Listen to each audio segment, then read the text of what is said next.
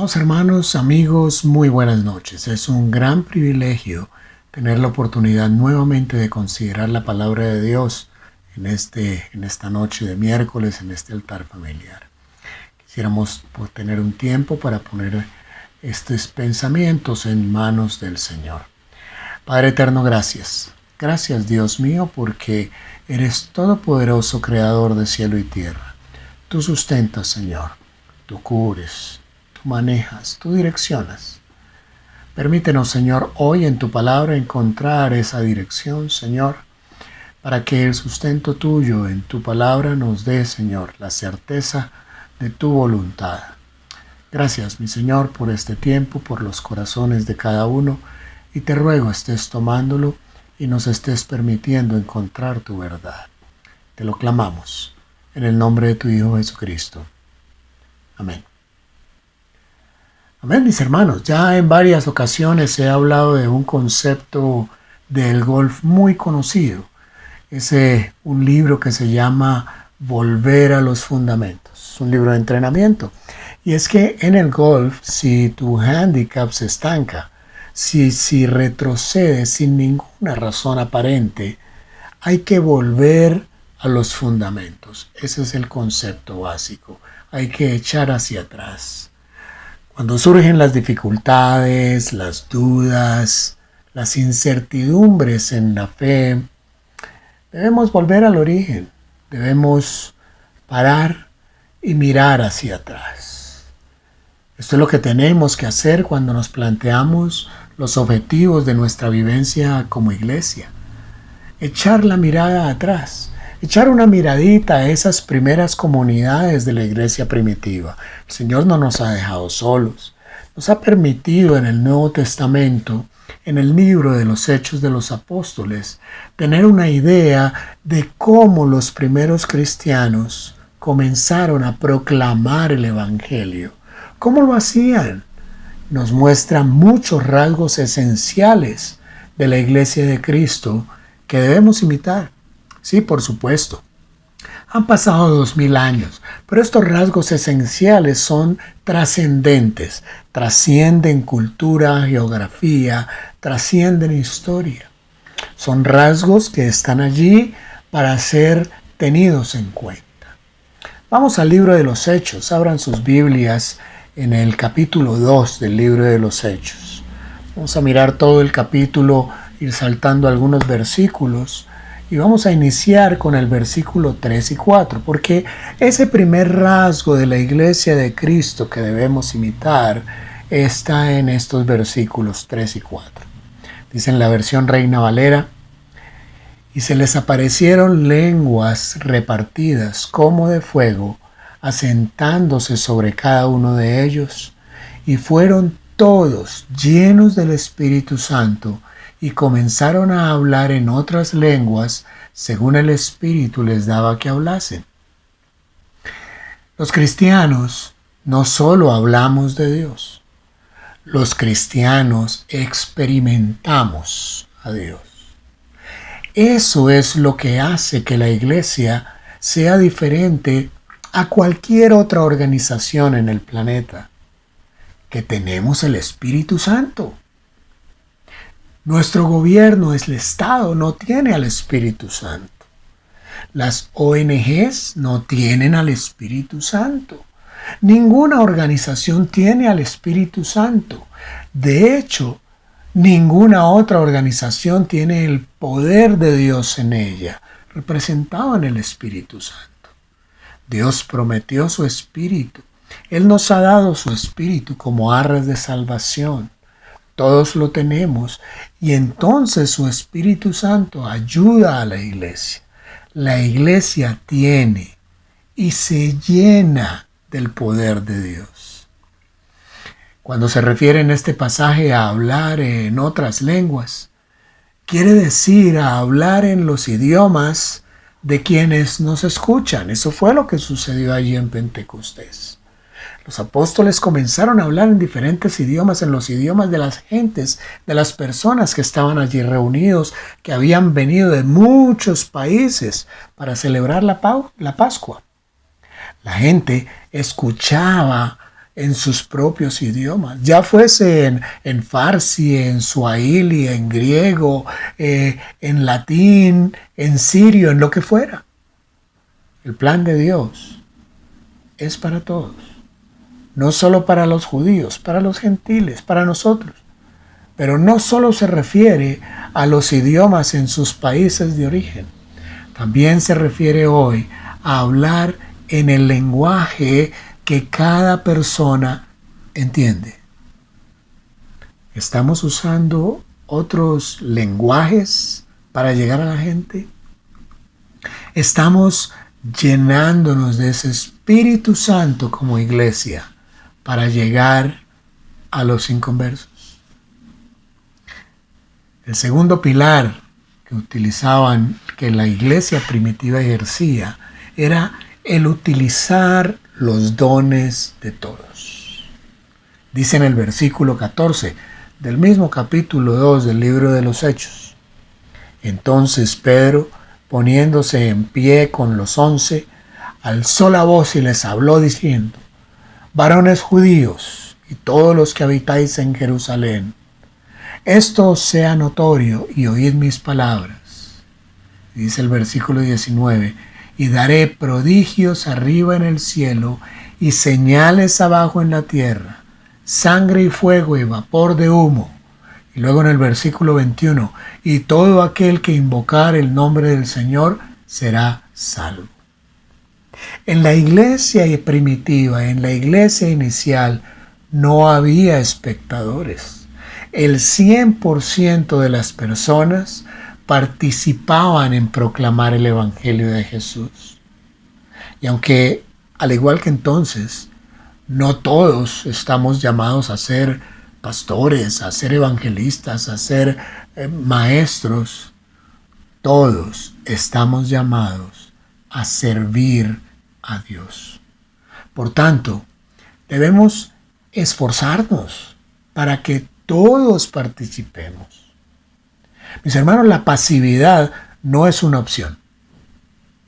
Puede que suene duro, pero si alguien quiere sentarse y ser servido por los demás, creo que está en el sitio equivocado, porque el Espíritu Santo le compele, le obliga, le impulsa a servir, le impulsa a salir de la pasividad.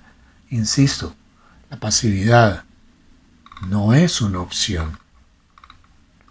Dos primeros pilares fundamentales, dos primeros rasgos esenciales de la iglesia primitiva, de la iglesia de Cristo que debemos imitar: ser llenos del Espíritu Santo y utilizar los dones de todos. Dios nos da dones a todos. Todos estamos llamados a servir a Dios. Un tercer rasgo interesante que vemos a través del libro de los Hechos, en este capítulo 2, se encuentra en el versículo, en el versículo 42, dice: y perseveraban en la doctrina de los apóstoles. La iglesia primitiva no ofrecía una nueva psicología, no ofrecía un nuevo esquema filosófico de moralismo cómodo, no ofrecía una nueva espiritualidad agradable. No, la iglesia ofrecía la verdad del Evangelio, que tiene el poder de transformar, de cambiar vidas.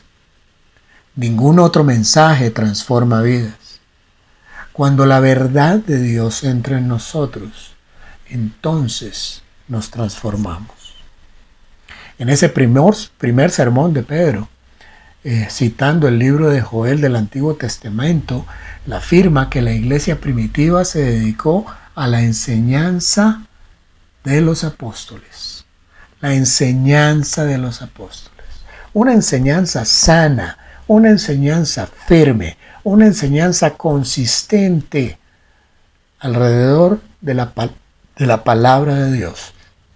La enseñanza de los apóstoles. Y es por eso que en Presencia Viva nos hemos esforzado semana tras semana, estudio tras estudio, oración tras oración, sermón tras sermón, congregación tras congregación, en perseverar en la doctrina de los apóstoles como parte fundamental en ofrecer una verdad que transforma, en ofrecer una verdad que realmente cambia vidas. Un cuarto pilar esencial, la iglesia primitiva, lo vemos también en el versículo 42 de este mismo capítulo segundo del libro de los Hechos. Habíamos dicho que perseveraban en la doctrina de los apóstoles, en la comunión unos con otros. La comunión unos con otros, en el partimiento del pan y en las oraciones. En la iglesia primitiva, en esa iglesia del primer siglo, del segundo siglo, los cristianos se amaban. Los cristianos cuidaban unos a otros, se cubrían unos a otros, sustentaban el corazón de unos a otros. La iglesia no es un negocio. La iglesia no es una entidad sin ánimo de lucro. La iglesia no es una ONG. Como muchas veces hemos dicho, la iglesia no es un club social. La iglesia es una familia. La iglesia es una familia. La iglesia está para que nosotros experimentemos el poder del Espíritu Santo como en la iglesia primitiva. Tenemos que convertirnos en la familia que ellos eran, en la familia de la iglesia primitiva. Porque teniendo el Espíritu Santo, teniendo los dones que el Señor nos entrega a todos, teniendo una verdad que transforma, que cambia vidas, entonces podemos aglutinarnos en comunidad, en una comunidad que expresa el amor de Dios, en una comunidad que persevera unos con otros, en comunión, unión, en el partimiento del pan, en las oraciones. Una comunidad que se destaca. Es una comunidad que se convierte en una familia y que nos ven como familia. Y dice en el versículo 46, y perseverando unánimes, nuevamente, unidos, perseverando unánimes, cada día en el templo y partiendo el pan en las casas, comían juntos con alegría y sencillez de corazón. Qué interesante. Culturalmente nosotros tenemos una inclinación hacia la cena, inclinación hacia lo que llamamos de partir a manteles. Siempre que queremos conversar con algo, invitamos o a desayunar, o a almorzar, o a comer. ¿Sí? Bueno, pues en la iglesia primitiva se reunían muchísimo. Lo hacían en el templo, pero también lo hacían en las casas.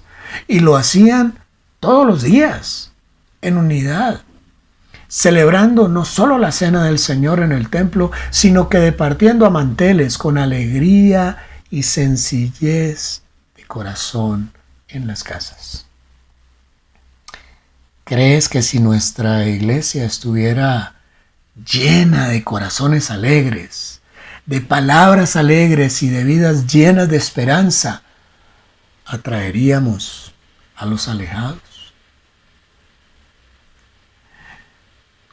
Compartían. Como sexto pilar, ellos compartían las necesidades.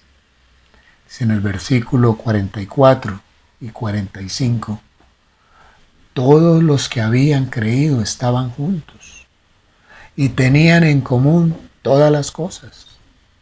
Y vendían sus propiedades y sus bienes y los repartían a todos según la necesidad de cada uno. La Biblia nos enseña a ser generosos. La Biblia nos enseña a hacer sacrificios por el bien del Evangelio.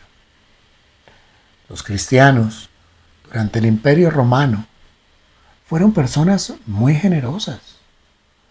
Vemos en el relato que ellos, y para hacer un poquito de contexto, entendemos que este capítulo 2 se desarrolla en el momento en que se está celebrando la Pascua en Jerusalén.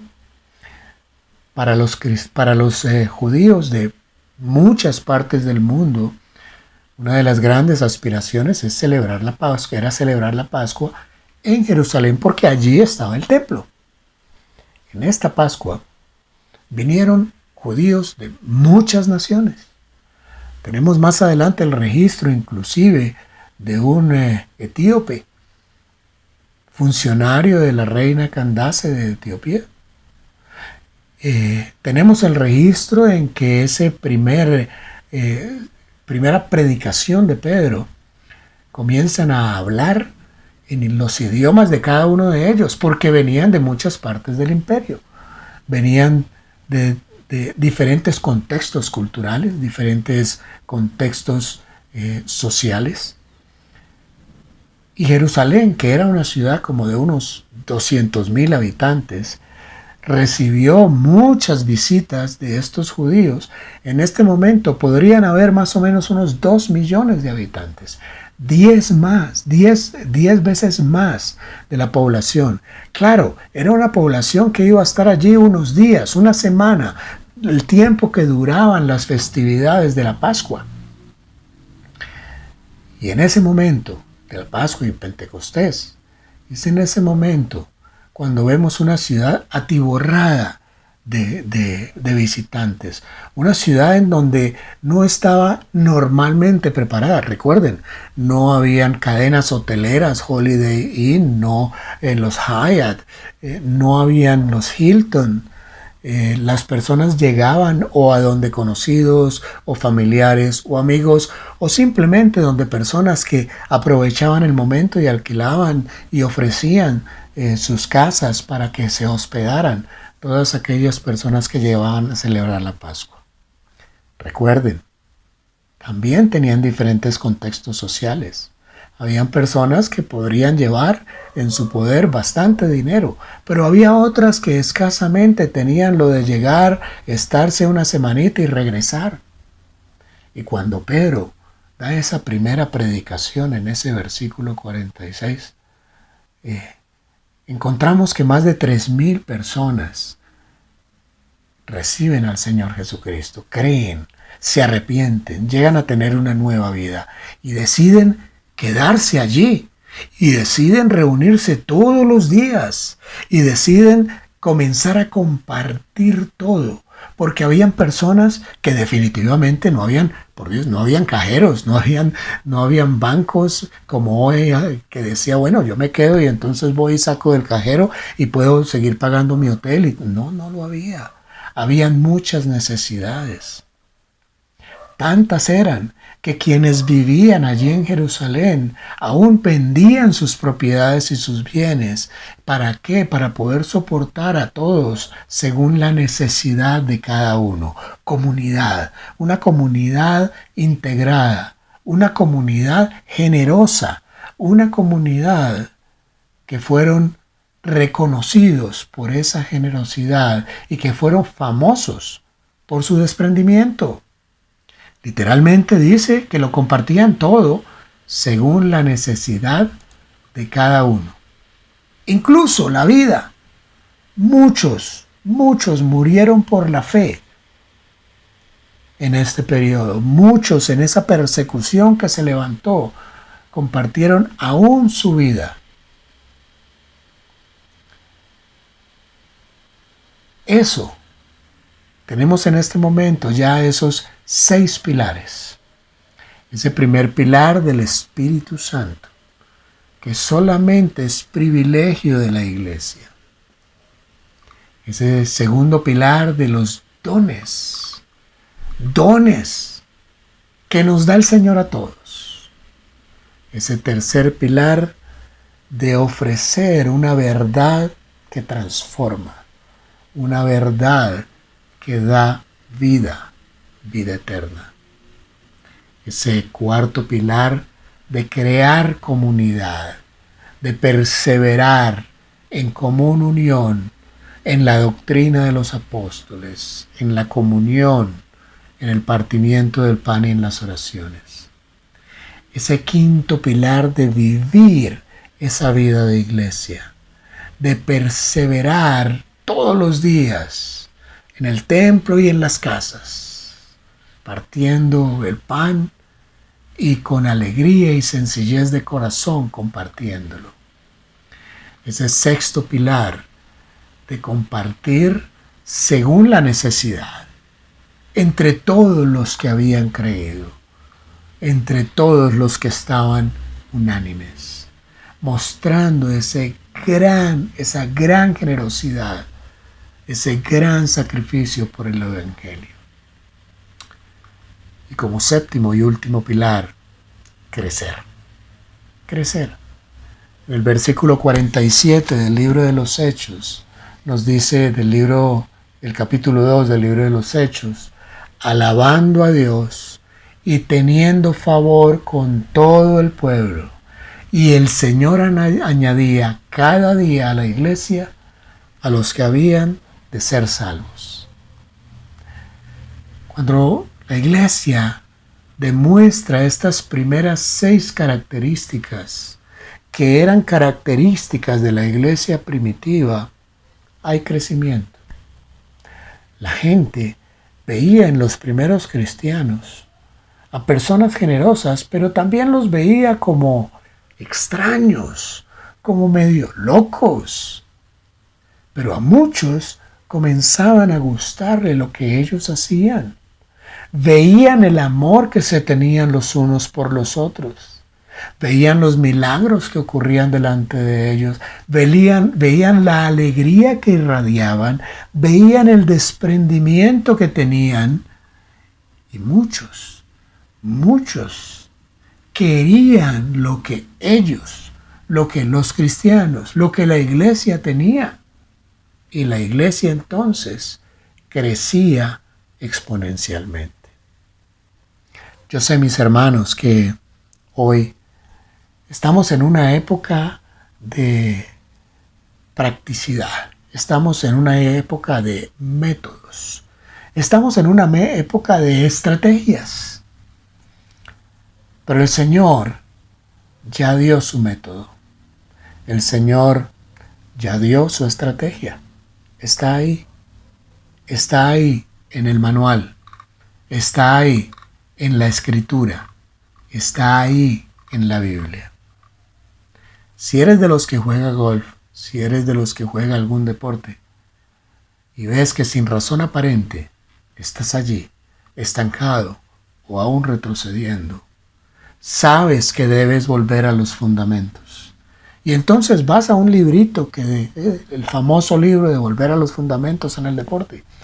O entonces vas a ese libro en donde están los fundamentos de ese deporte que estás haciendo, en el cual estás estancado. Bueno, eso mismo sucede en la iglesia. Cuando estamos sin razón aparente, en dificultades, dudas, estancamiento, incertidumbre en la fe, debemos volver al origen. Y el Señor nos ha dado ese manual en donde tenemos los fundamentos. Llenarnos del Espíritu Santo. Utilizar los dones para todo. Ofrecer una verdad que transforma. Crear comunidad. Vivir la vida de iglesia. Compartir según la necesidad. Y eso dará crecimiento, dará amor, entrelazará a todos y cada uno en la vida de iglesia, creando esos lazos de amor que habla la Biblia, creando esos hilos de oro, formando esos puentes emocionales y espirituales que nos permite proclamar al mundo que esta es la iglesia del Señor, que su amor está reflejado en cada uno de nosotros y que, no siendo extraños, somos el reflejo mismo de esa palabra, somos el reflejo mismo de ese Espíritu Santo en cada uno de nosotros. Esta, mis hermanos, más que una exhortación, es una invitación. Es una invitación en esta noche a volver a los fundamentos, a revisarnos cada uno como individuo, a que cada uno como individuo haga el ejercicio de clamar por la llenura del Espíritu Santo, de que cada uno como individuo haga el ejercicio de identificar y utilizar esos dones que el Señor nos ha dado, porque estamos llamados a servir y porque la pasividad no es una opción en la iglesia del Señor. Es una invitación a mirar cómo estamos, qué es lo que estamos ofreciendo. ¿Estamos ofreciendo esa verdad del Evangelio transformadora? Es una invitación a evaluar en nuestra comunión en nuestro hogar, nuestra primera iglesia, nuestra comunión con nuestros hermanos. Es una invitación a que compartamos con la necesidad de los demás. Es una invitación a ser generosos sacrificios por el bien de la iglesia misma. Es una invitación a que cada uno haga un sacrificio según la necesidad del otro. Y finalmente es una invitación a entrelazar. Es una invitación a invitar. Es una invitación a amar y a reflejar el amor de Dios en cada uno de nuestros actos con nuestros hermanos, disfrutándolo en iglesia y perseverando en comunidad. Amados hermanos, Dios les bendiga. El Señor permita que cada uno de nosotros ejerza con el poder de su Espíritu Santo todos esos dones. Proclame el Evangelio y haya un eterno sacrificio por las necesidades de la iglesia. Gracias, mis hermanos. El Señor Jesucristo nos guarde. Hasta el próximo miércoles. Dios les bendiga.